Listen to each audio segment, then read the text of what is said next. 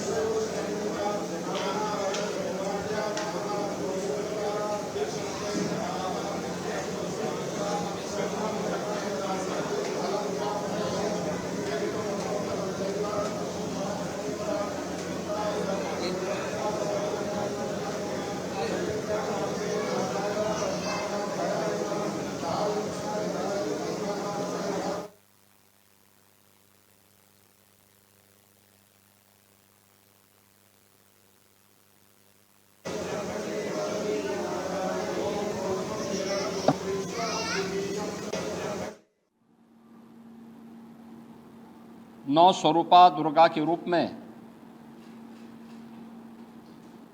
कुंवारी कन्याओं के पूजन का कार्यक्रम अभी यहाँ पर हम लोगों ने संपन्न किया है। भारत के सनातन धर्म की परंपरा में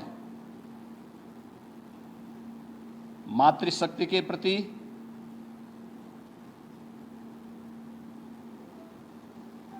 नारी शक्ति के प्रति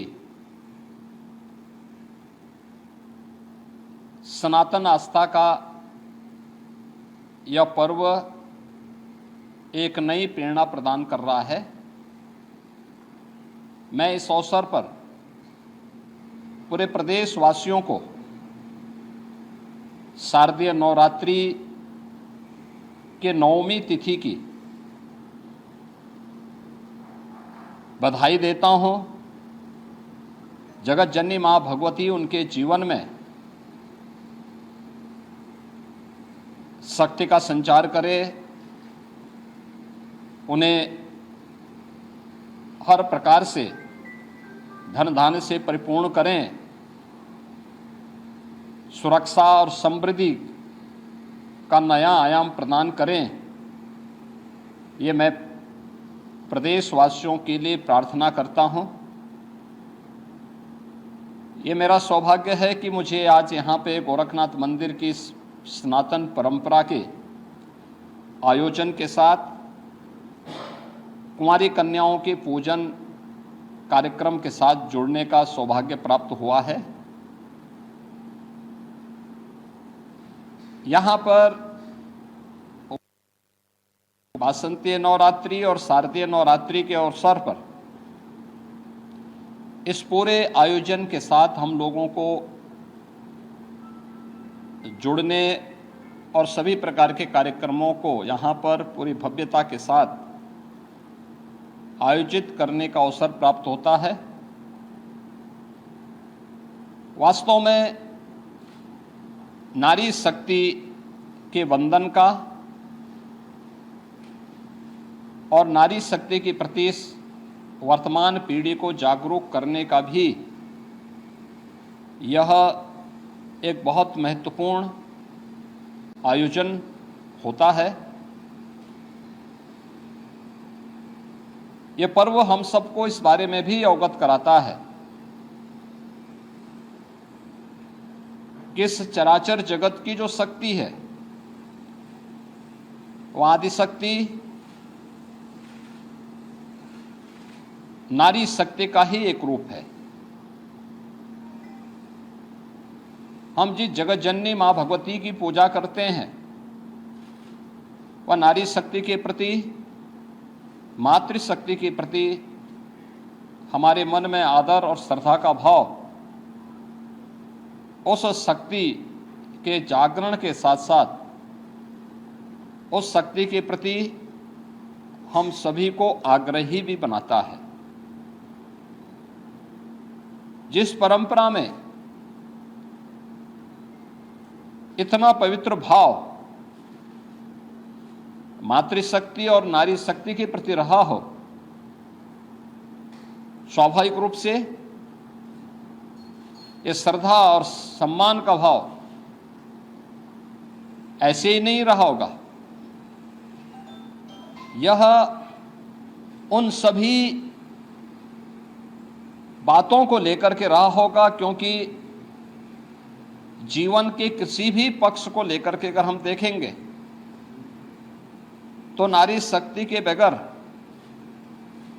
जन जागरण के प्रति, उसके बगैर इस सृष्टि की कल्पना भी नहीं की जा सकती है। और इसीलिए भारत की सनातन परंपरा ने हर पवित्र कार्य को, हर पवित्र वस्तु को नारी शक्ति के किसी न किसी रूप में रख करके वर्तमान और भावी पीढ़ी के लिए एक नई प्रेरणा प्रदान की है। वर्ष में 2 बार वासंतीय चैत्र मास के वासंतीय नवरात्रि के अवसर पर और शारदीय नवरात्रि के अवसर पर हमें इस अनुष्ठान के साथ, इसी भाव के साथ जुड़ने का अवसर प्राप्त होता है। और ये हमारा सौभाग्य है कि मातृशक्ति के इस भाव को पहचानते हुए आज पूरे देश के अंदर बेटी बचाओ बेटी पढ़ाओ का कार्यक्रम हो, मातृवंदना का कार्यक्रम हो, या फिर नारी शक्ति बंधन अधिनियम के माध्यम से देश के सर्वोच्च पंचायतों में भी नारी शक्ति का उचित प्रतिनिधित्व हो, इसके लिए प्रधानमंत्री मोदी जी के नेतृत्व में पारित हुए अधिनियम इस बात की गवाही है। भारत ने हमेशा से नारी शक्ति के प्रति श्रद्धा और सम्मान का भाव रखा है। हर एक क्षेत्र में, हर कालखंड में भारत की परंपरा ने नारी शक्ति को सम्मान दिया है, उनके प्रति श्रद्धा का भाव रखा है। और आज भी जीवन के प्रत्येक क्षेत्र में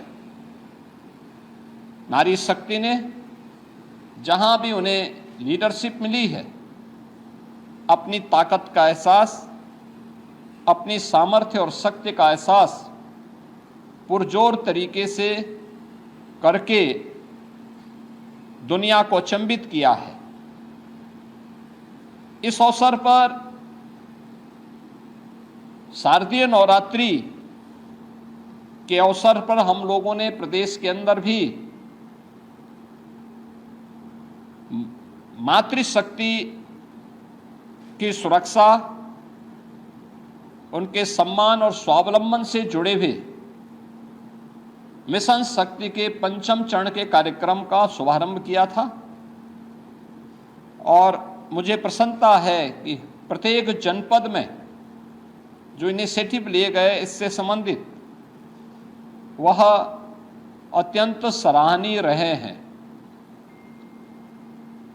समाज में अगर बेटी सुरक्षित है, नारी शक्ति अपने आप को सुरक्षित और सम्मानित स्थिति में पाती है, तो ये मान के चलिए कि समाज की सुरक्षा की व्यवस्था पुख्ता है। और समाज अपने आप को सम्मानित महसूस करता है। प्रदेश के अंदर 22 सितंबर से ही हम लोगों का ये कार्यक्रम सफलता की एक नई ऊंचाइयों की ओर पहुंच रहा है। जहां एक और जन जागरण के व्यापक कार्यक्रम चले हैं, वहीं पर उन उच्छृंखल तत्वों से निपटने के लिए भी एंटी रोमियो स्क्वाड के साथ साथ हम लोगों ने अलग अलग स्तर पर इन कार्यक्रमों के प्रति न केवल आम नागरिकों को बल्कि बेटियों को भी सुरक्षित और जागरूक रखने के लिए अनेक कार्यक्रम कराए हैं। इसमें फुट पेट्रोलिंग पुलिस कार्मिकों के द्वारा, महिला बीट पुलिस अधिकारियों के माध्यम से 44,000 महिला पुलिस कार्मिक पंचायत स्तर पर जाकर के जन जागरण के इस विशेष कार्यक्रम के साथ जुड़ रहे हैं, सुरक्षा के प्रति लोगों को जागरूक कर रहे हैं। तो साथ ही साथ उनके द्वारा